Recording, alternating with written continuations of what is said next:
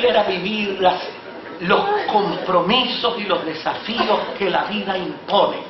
Ya y sencillamente, mire, quien no quiera tener problemas de carro, ande a pie. ¿Ah? Y quien no quiera arreglar casa, pues no compre casa. Eso es una realidad. Y nosotros los cristianos necesitamos vivir con la realidad.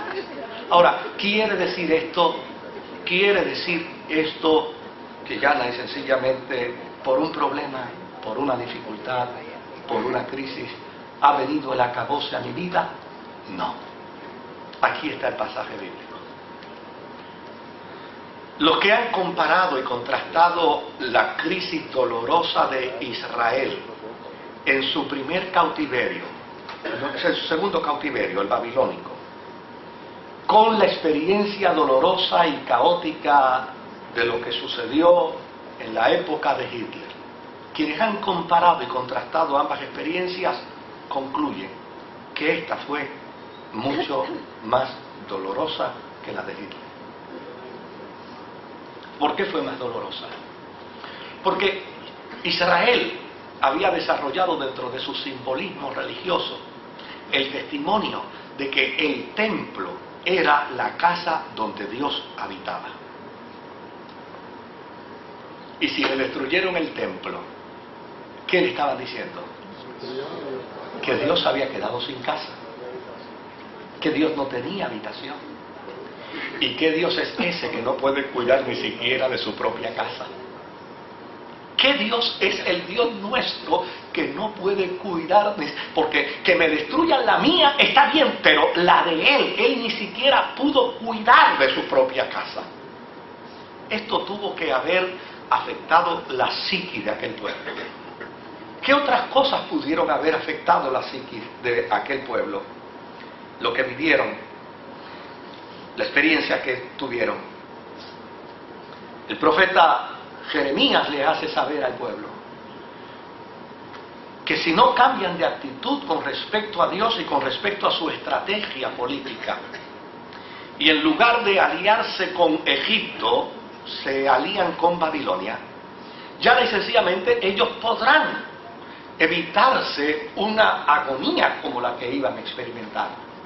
Pero sabe, el pueblo de Israel prefirió darle la espalda a Jeremías y finalmente decidió aliarse con Egipto y enemistarse con Babilonia. Y lo más doloroso es que Babilonia los había subyugado ya. Es decir, ellos querían hacer una rebelión contra Babilonia. El resultado final fue que Babilonia llegó y tal y como el profeta lo había dicho, no tuvo misericordia ni de los niños, ni de las doncellas, ni de los jóvenes, ni de los ancianos. Cuando uno mira algunas de las expresiones salmíticas, uno se sorprende ahí. En una de esas expresiones salmíticas hay la expresión de dolor, angustia profunda de un salmista que dice: dichoso el que le agarre a un babilonio su hijo y se lo estrelle contra las piedras también. Y uno dice: Dios mío. Y eso lo está diciendo un hombre en la Biblia. Sí, lo está diciendo un hombre que está exponiendo su corazón al juicio de los demás. Tengo tanta frustración, tengo tanto coraje, tengo tanto dolor, tengo tanta ira, tengo tanto deseo de venganza, porque Israel quedó impotente ante un imperio que entró y llana y sencillamente lo destruyó, lo aniquiló. En cuestiones de unas horas destruyó el templo, destruyó las murallas, destruyó la ciudad, destruyó los niños, destruyó las doncellas, lo destruyó todo. Y Luego, tal y como el profeta se lo había profetizado, los veo a ustedes con las manos en la nuca. Así tal y como el profeta se lo había profetizado, ahora caminan hacia Babilonia a llorar su amargura y su dolor. Pero este profeta Ezequiel se levanta para decir que un buen día la mano del Señor vino sobre él.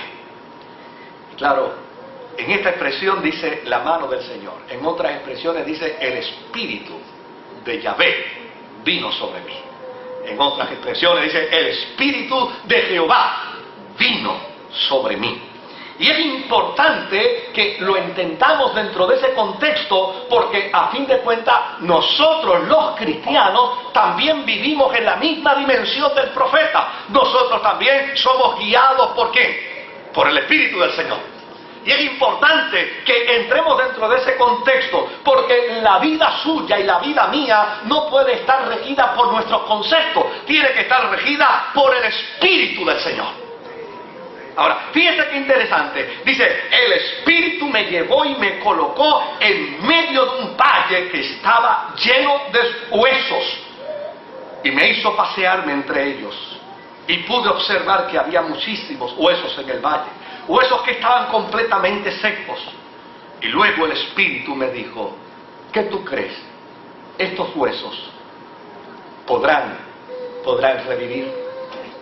Querido, me encanta la respuesta del profeta. Es una respuesta respetuosa, es una respuesta deferente, es una respuesta de alguien que tiene mucho cuidado en su trato con Dios. Pero a la larga es una respuesta donde dice, si por mi parte esperas una opinión, mi respuesta es no. Fíjense cómo lo dice, Señor omnipotente, si estos huesos van a revivir, tú eres el único que lo sabes. A fin de cuentas, yo no tengo ni siquiera sueños ni esperanza. Yo llana y sencillamente me junto y me adjudico a la realidad de lo que estoy viendo, a la realidad de lo que está sucediendo. Si tú me preguntas si estos huesos van a revivir, mi respuesta más honesta para contigo es yo no lo sé. Quien único lo sabes eres tú, porque mi respuesta humana es no creo que puedan revivir. Pero de inmediato cuenta Ezequiel en su testimonio. Dice, pero entonces el Espíritu me dijo, profetiza. Y yo quiero brevemente, bien brevemente, puntualizar dos cosas aquí. Desde el punto de vista de la fe de la iglesia, la profecía es proclamación de la palabra. Lo que yo estoy haciendo ahora mismo es profetizar, es declarar la palabra. Ahora, la profecía no es solamente está identificada meramente como declaración de la palabra. Tal vez es la más, es la más segura de todas las profecías. Pero también dentro de la experiencia carismática hay un don que fluye en la vida de la iglesia. Y fluye en la vida de la iglesia para la edificación.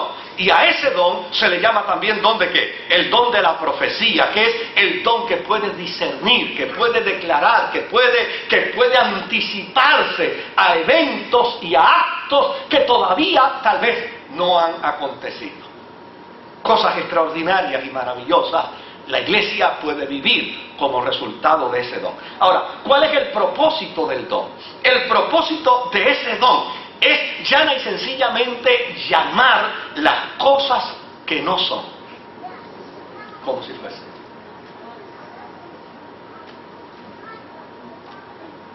Llamar las cosas que no son, como si fuesen. Aquí hay una querida hermana en esta comunidad de fe, una querida hermana que obviamente me voy a reservar su nombre, pero hace cerca de 15, 17 años le diagnosticaron uno de los cánceres más peligrosos que pueda experimentar un cuerpo humano. Pero Dios le dio a esta mujer, mediante una intercesión, una palabra profética. ¿Y sabe cuál fue? Le digo, ni tú ni los médicos lo entenderán, pero el día de tu encuentro conmigo lo tengo yo, y no será resultado de tu enfermedad.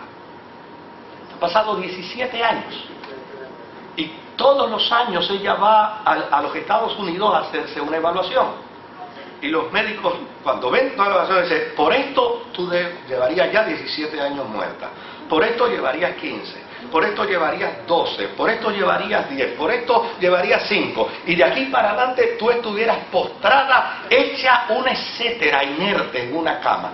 ¿Cómo puedes estar de pie? Simplemente, doctor, porque yo le he creído a Dios. Y yo le he creído al Señor. Y ella sigue funcionando, y ella sigue elaborando, y ella sigue trabajando, y cuando yo la veo, digo, Dios mío, es un milagro viviente. El Señor le dijo ahora aquí al profeta Ezequiel, profetiza sobre estos huesos, es decir, llama lo que no es para que sea.